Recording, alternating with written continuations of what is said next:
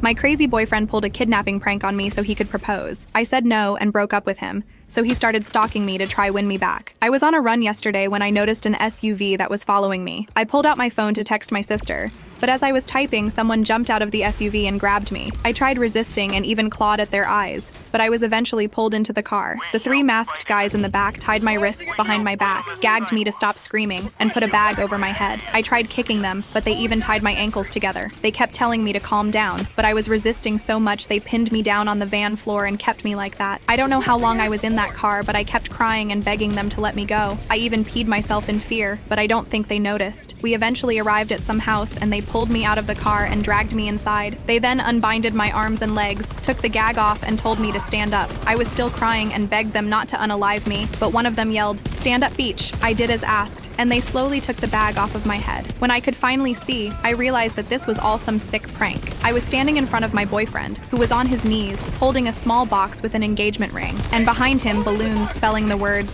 "Will you marry me?" My heart raced. I felt a mix of shock and confusion. The fear that had enveloped me moments ago was quickly replaced by disbelief. The masked men were laughing, their cruel smiles visible under the dim light. I looked at my boyfriend, Alex, and saw him grinning, proud of his clever plan. "Alex, what is this?" I shouted, my voice shaking with emotion. "Surprise. I wanted it to be memorable," he said, still kneeling. Memorable? I had just been abducted. My heart felt heavy, and I couldn't process the chaos of emotions swirling within me. I was still trembling, my mind replaying the horrifying moments in the van. How could he think this was funny? How could he think this was a good idea? "Is this a joke?" I asked, my voice barely a whisper. I could feel tears streaming down my face again, but I couldn't tell if they were from anger or sadness. Alex's smile faltered for a moment. "It was supposed to be romantic.